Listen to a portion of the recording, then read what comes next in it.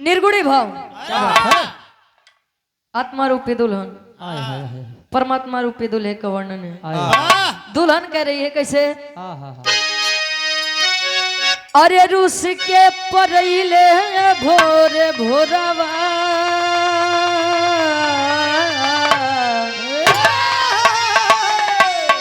अरे रूस के परइले भोरे भोरवा बोलमुआ हमरो ले ले गईले से नूरा सिंघोरवा सिंघोरवा रे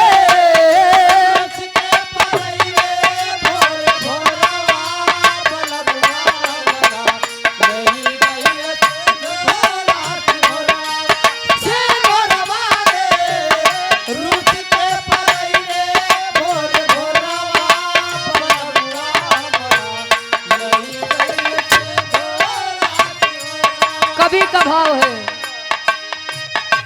दिन दोपहरी न अजोरवा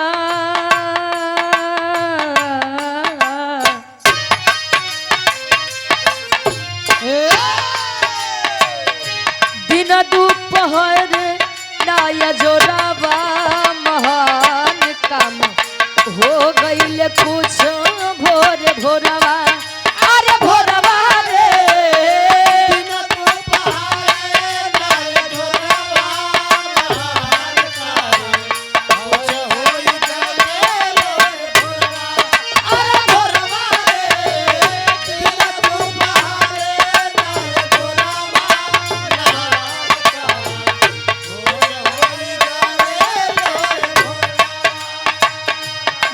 दोपहर नाया जोरवा महान काम कुछ हो गईले भोरे भोरवा न दिन न दोपहर सुबह के समय में का भावक कवि जी प्रमाण देते हैं अंतर के पहले अंताल में पहुँचे जब तुलसीदास निज ससुररिया पहुँचे जब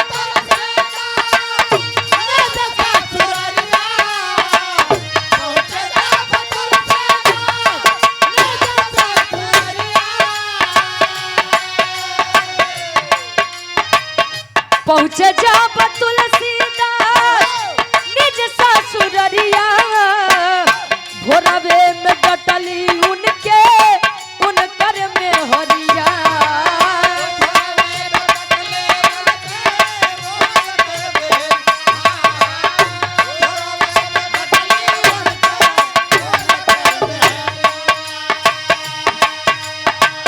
टूटी गईले वासना की डोरिया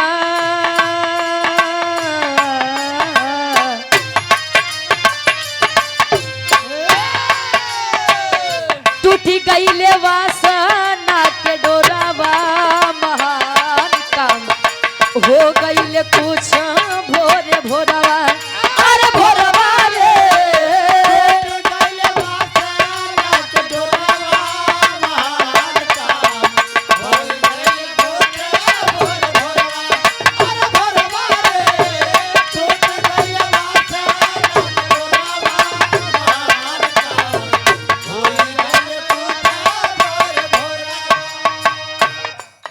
रामायण के रचनाकार श्री रामचरितमानस के रचनाकार हाय हाय। तुलसीदास जी पत्नी से इतना प्रेम करते थे कि जब पत्नी मायके गई आधी रात अपनी पत्नी से मिलने के लिए चले गए आंधी और तूफान में। सुबह जब हुई इतनी बाधाओं के बाद बाधाओं का सामना करने के तत्पश्चात जब तुलसीदास अपने पत्नी के पास पहुंचे सुबह यानी ये टाइम भोरारिया के बेला में जब अपनी पत्नी के पास पहुंचा कहें प्यारी जाने मन क्या बात है? यार तो पूरा सेंटेंस हो या मतलब चेंज हो जाते हैं। ए भैया तुलसीदास अपनी पत्नी से प्रेम का जब प्रस्ताव रखते हैं तो तुलसीदास की धर्म पत्नी उनको डांटती हैं। पागल हो गए हैं आप? अरे तना नहीं बर्दाश्त भाई कम से कम 2 दिन 4 दिन के हम मायके बाटी चैन से हम कहीं तराई दें।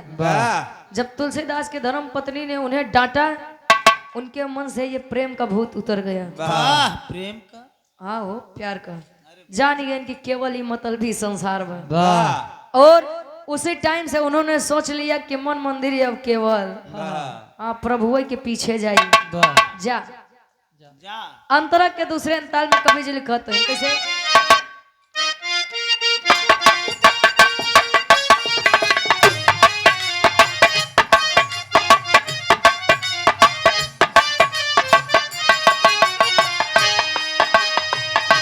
भोरवेलिया वाले हनुमत बूटी सजीवन भोरवेलिया वाले हनुमान बूटी सजीवन भोरवेलिया वाले हनुमान बूटी सजीवन भोरवेलिया वाले हनुमत बूटी सजीवन भोरवे पताल जाई मरले यही रावण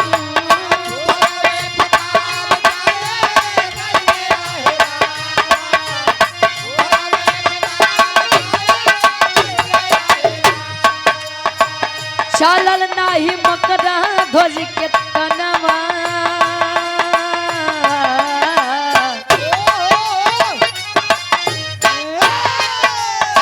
चलल नाही मकरन ध्वज के जोरवा महान काम हो गईले कुछ भोरे भोरवा अरे भोरवा रे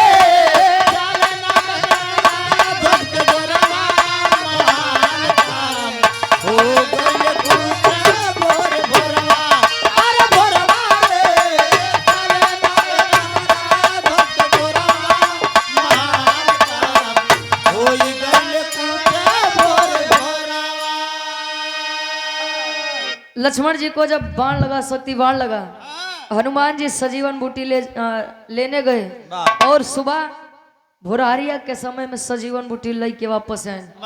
उपचार हुआ लक्ष्मण जी का।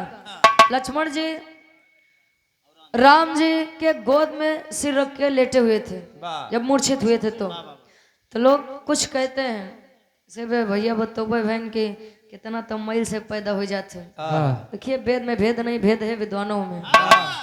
हाँ नवा समय हम रहे ना आप रहे, हाँ जो लिखा गया है और डॉक्टर बी.आर. अम्बेडकर साहब जी ने भी कहा है आपको मानना है तो मानिए, नहीं मानना है तो मत मानिए, लेकिन किसी भी धर्म जात देवी देवता का आप अपमान नहीं कर सकते। ए भैया जब प्रभु श्री रामचंद्र जी की गोद में लक्ष्मण जी मूर्छित होकर लेटे थे तो कई लोग ही कहते हैं अगर भगवान रहे तो कहे ना जी आई ले कहते हैं लोग, लेकिन संकेत रामायण हमें याद देता है कि सदैव दुआ पर ही भरोसा नहीं करना चाहिए, दवा का भी काम करना चाहिए। पता लाग मरीज के जरूरत बा दवाई के तू करावत है ओझाई जब ना सही हो तो ये कहा भगवान कुछ हो नहीं करते। जरूरत बा मरीज के दुआ के तो तू लई के भागत हा दवाई लगे, मरीज नहीं ठिकान तो डॉक्टर खराब थे। ए भैया दवा और दुआ दोनों जरूरी होते हैं। और जानते हैं आप लोग जब अहिरावण आया था राम जी और लक्ष्मण जी का हरण करने पातालपुरी में ले गया, किसका रूप बना के आया था? विभीषण का।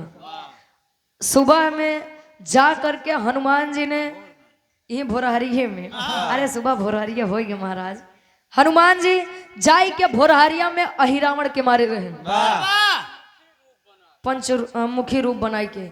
ये तीसरा प्रमाण ई भोरहरिया में, पहला भोरहरिया में ज्ञान तुलसीदास के मिला रहन उनके मेहरारू के डांटे से, और दूसरा मूर्छित लक्ष्मण को सुबह सुबह ये संजीवनी बूटी दी गई थी।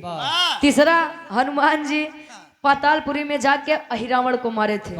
चौथा प्रमाण का बा अब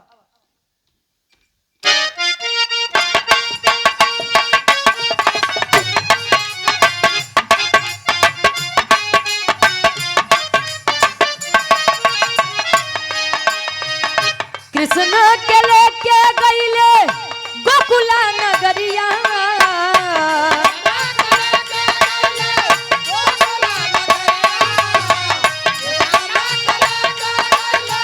गोकुला नगरिया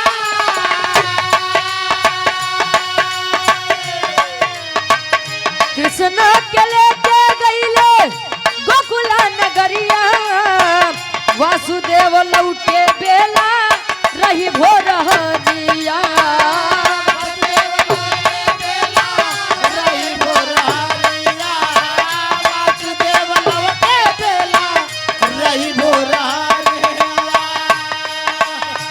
पहरेदार सुनले न सोरवा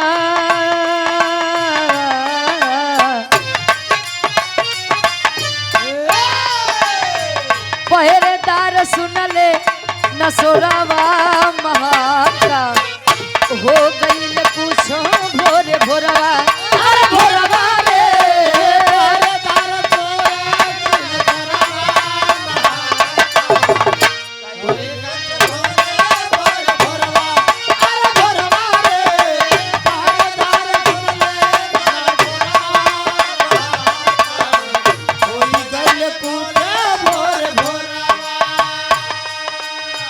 भगवान कन्हैया के बचावे बदे जब वासुदेव जी अरे वाह वासुदेव जी जब गोकुल नगरी में गए भगवान कन्हैया को देने के लिए नंद जी के द्वार पे गए दिए और बेटी को लेकर वापस आए सुपुत्री को लेकर जब वापस आए समय भोरे के टाइम रहा बारे भगवान कन्हैया के माया बारे भगवान कन्हैया के लीला वासुदेव चला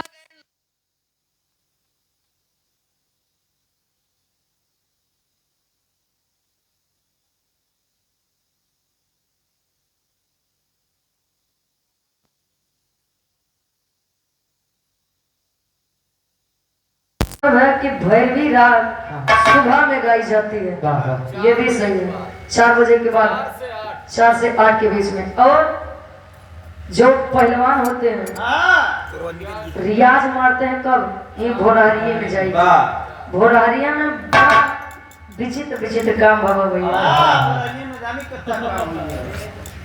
ए भैया ये जब अपने गीत के समाप्ति करो आगे में खानदान के पछुआ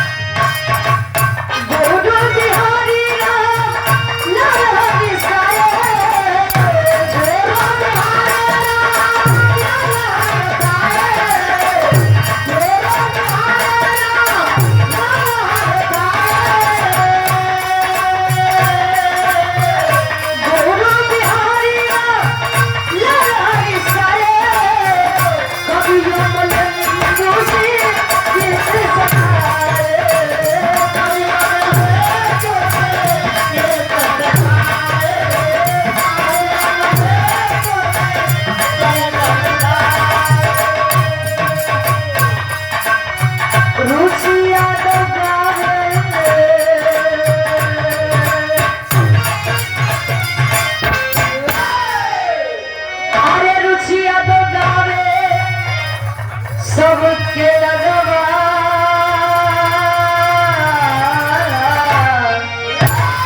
हाथी जोड़े रुचि गावे सबके अगवा महान का हो गईले कुछ भोरे